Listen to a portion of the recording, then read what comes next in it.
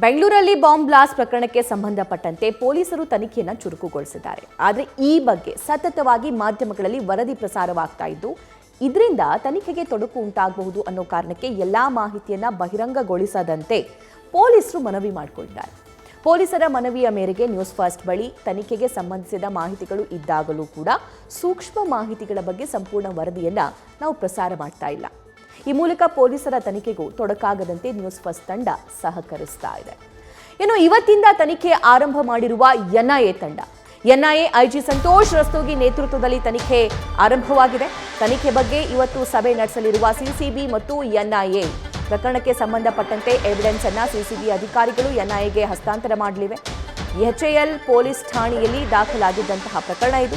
ಈ ಪ್ರಕರಣ ಸಂಬಂಧ ತನಿಖೆ ನಡೆಸಲಿರುವಂತಹ ಎನ್ಐಎ ತಂಡ, ಎನ್ಐಎ ತನಿಖಾ ತಂಡಕ್ಕೆ ಸಾಥ್ ನೀಡಲಿರುವ ಸಿಸಿಬಿ ತಂಡ ಇಷ್ಟು ದಿನ ಯಾವೆಲ್ಲ ಮಾಹಿತಿಯನ್ನ ಅಥವಾ ಯಾವೆಲ್ಲ ಎವಿಡೆನ್ಸ್ ಅನ್ನ ಸಿಸಿಬಿ ಅಧಿಕಾರಿಗಳು ಕಲೆಕ್ಟ್ ಮಾಡಿದ್ದಾರೋ, ಸ್ಥಳದಲ್ಲೇ 3 ದಿನ ಬೀಡು ಬಿಟ್ಟಿದ್ರು. ಅಲ್ಲಿ 3 ದಿನ ಯಾವೆಲ್ಲ ಎವಿಡೆನ್ಸ್ಗಳನ್ನು ಕಲೆ ಹಾಕಲಾಗಿದೆ, ಸಿಸಿಟಿವಿ ಫುಟೇಜ್ ಆಗಿರಬಹುದು, ಬಸ್ಸಲ್ಲಿ ಓಡಾಡಿದಂತಹ ಸಿಸಿಟಿವಿ ಫುಟೇಜ್ ಆಗಿರಬಹುದು, ಅಥವಾ ಹೋಟೆಲ್ನಲ್ಲಿ ಇದ್ದಂತಹ ಸಿಸಿಟಿವಿ ಫುಟೇಜ್ ಆಗಿರಬಹುದು, ಇದರ ಬಗ್ಗೆ ಸಂಪೂರ್ಣವಾಗಿರುವಂತಹ ಇನ್ಫಾರ್ಮೇಷನ್ನ ಎನ್ಐಎ ಅಧಿಕಾರಿಗಳಿಗೆ ಸಿಸಿಬಿ ಅಧಿಕಾರಿಗಳು ಇವತ್ತು ರವಾನಿಸಲಿದ್ದಾರೆ. ಈ ಬಗ್ಗೆ ಮತ್ತಷ್ಟು ಲೈವ್ ಡೀಟೇಲ್ಸ್ ನಮ್ಮ ಪ್ರತಿನಿಧಿ ಚಂದ್ರು ನೀಡ್ತಾರೆ. ಚಂದ್ರು, ಎನ್ಐಎ ಇವತ್ತಿಂದ ಅಧಿಕೃತವಾಗಿ ಈ ವಿಚಾರಕ್ಕೆ ಸಂಬಂಧಪಟ್ಟಂತೆ ಫೀಲ್ಡಿಗೆ ಇಳಿತಾ ಇದೆ.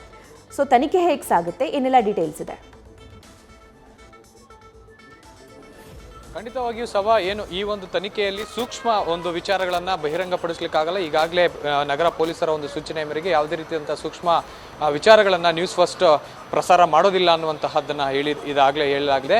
ಇನ್ನು ಈ ಒಂದು ವಿಚಾರಕ್ಕೆ ಸಂಬಂಧಪಟ್ಟಾಗಲೇ ಈಗಾಗಲೇ ಸಿಸಿಬಿ ಅಧಿಕಾರಿಗಳೇನಿದ್ದಾರೆ ಸತತ 3 ರಿಂದ 4 ದಿನ ಅಂದರೆ ಈಗಾಗಲೇ 4 ದಿನಗಳ ಕಾಲ ಈಗಾಗಲೇ ಸಾಕಷ್ಟು ಇಂಚಿಂಚು ಬೆಂಗಳೂರು ಆಗಿರ್ಬೋದು ಅಥವಾ ಬೇರೆ ರಾಜ್ಯಗಳಾಗಿರ್ಬೋದು ಅಥವಾ ಈ ಒಂದು ರಾಮೇಶ್ವರಂ ಕೆಫೆ ಸುತ್ತಮುತ್ತ ಕಲೆಕ್ಟ್ ಮಾಡಿರುವಂಥ ಅಷ್ಟು ಎವಿಡೆನ್ಸನ್ನು ಈಗಾಗಲೇ ಆರೋಪಿಯ ಪತ್ತೆಗೆ ಜಾಡು ಅಥವಾ ಆರೋಪಿಯ ಬಲೆಗೆ ಬೀಸಲಿಕ್ಕೆ ಏನೆಲ್ಲ ಪ್ರಯತ್ನ ಪಡಬೇಕೋ ಎಷ್ಟವನ್ನು ಕೂಡ ಮಾಡಿರುವಂತಹ ಸಿಸಿಬಿ ಅಧಿಕಾರಿಗಳು ಅಷ್ಟನ್ನು ಕೂಡ ಎಂಟೈರ್ ಫೈಲನ್ನು ಈಗಾಗಲೇ ಎನ್ಐಎ ಅಧಿಕಾರಿಗಳಿಗೆ ಟ್ರಾನ್ಸ್ಫರ್ ಮಾಡಲಿಕ್ಕೆ ಸಿದ್ಧತೆಯನ್ನು ಮಾಡಿಕೊಂಡಿರುವಂತಹದ್ದು. ಇನ್ನು ಎನ್ಐಎ ಐಜಿ ಕೂಡ ಕಮಿಷನರ್ ಆಫೀಸ್ಗೆ ಇವತ್ತು ಭೇಟಿ ನೀಡಿ ಕಮಿಷನರನ್ನು ಕೂಡ ಅಂದರೆ ನಗರ ಪೊಲೀಸ್ ಆಯುಕ್ತರನ್ನು ಕೂಡ ಅವರ ಜೊತೆ ಕೂಡ ಚರ್ಚೆ ನಡೆಸಿ ಅದಾದ ನಂತರ ಅವರ ಕಡೆಯಿಂದಲೇ ಅಧಿಕೃತವಾಗಿ ಫೈಲನ್ನು ತಗೊಳ್ತಾರೆ. ಈಗಾಗಲೇ ಎನ್ಐಎ ಅಧಿಕಾರಿಗಳು ಕೂಡ ಸಪರೇಟ್ ಆಗಿ ಒಂದು ಎಫ್ಐಆರ್ ಅನ್ನು ದಾಖಲು ಮಾಡಿಕೊಂಡು ಆ ಎಫ್ಐಆರ್ ಅನ್ನು ಕೂಡ ವಿಶೇಷ ನ್ಯಾಯಾಲಯದ ಮುಂದೆ ನೀಡಿ ಈ ಒಂದು ಪ್ರಕರಣವನ್ನು ನಮಗೆ ನೀಡಿ ಅನ್ನುವಂತಹ ಮನವಿಯನ್ನು ಕೂಡ ಮಾಡಿದ್ರು. ಅದರಂತೆ ಈಗಾಗಲೇ ನ್ಯಾಯಾಲಯ ಕೂಡ ಆ ಒಂದು ಸಿಸಿಬಿ ಕಡೆಯಿಂದ ಕೇಸ್ ಟ್ರಾನ್ಸ್ಫರ್ ಮಾಡ್ಕೊಳ್ಳಿ ಅನ್ನುವಂಥ ಆದೇಶವನ್ನು ಕೂಡ ಮಾಡಿತ್ತು.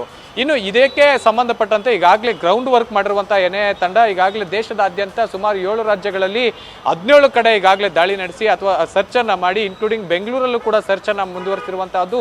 ಇನ್ನು ಅಧಿಕೃತವಾಗಿ ಯಾವಾಗ ಫೈಲ್ ಟ್ರಾನ್ಸ್ಫರ್ ಆಗುತ್ತೆ ಆ ಫೈಲ್ ಟ್ರಾನ್ಸ್ಫರ್ ಆಗಿದ ತಕ್ಷಣವೇ ಬೇಕಾಗಿರುವಂತಹ ಎಲ್ಲ ರೀತಿಯಾದಂತಹ ದಾಳಿಗಳಿಗೆ ಸಜ್ಜಾಗಿ ನಿಂತಿದೆ ಎನ್ಐಎ ತಂಡ ಅಂತಂದ್ರೆ ತಪ್ಪಾಗಲ್ಲ ಸಭಾ. ಈಗಾಗಲೇ ಚೆನ್ನೈಯಲ್ಲೂ ಕೂಡ ಇದೇ ರೀತಿಯಾಗಿ ಈಗಾಗಲೇ ದಾಳಿ ನಡೆಸಿ ಏನು ಅನುಮಾನಿತರ ಅಂದರೆ ಶಂಕಿತರನ್ನ ವಶಕ್ಕೆ ಪಡೆಯುವಂಥ ಕೆಲಸಕ್ಕೂ ಕೂಡ ಮುಂದಾಗಿರುವಂತಹದ್ದು ಸಭಾ.